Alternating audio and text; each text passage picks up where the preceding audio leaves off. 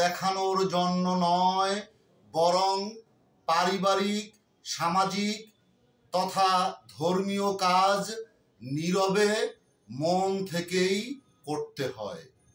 সুপ্রিয় দর্শক শ্রোতা, আমি গোলাম ফেরদৌস মনির আপনাদের জন্য এবার নিবেদন করছি আমার লেখা একটি অনুকাব্য।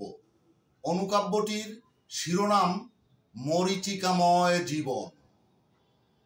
খুব কাছ থেকে কত শত কালো টাকাওয়ালা কুলাঙ্গার সন্তানদের দেখেছি জীবদ্দশায় মা বাবাকে চিকিৎসা বা সেবা করেনি, অথচ মরার পরে ঘটা করে চল্লিশা বা ফেসবুকে মিথ্যে দরদি ভাব দেখায়।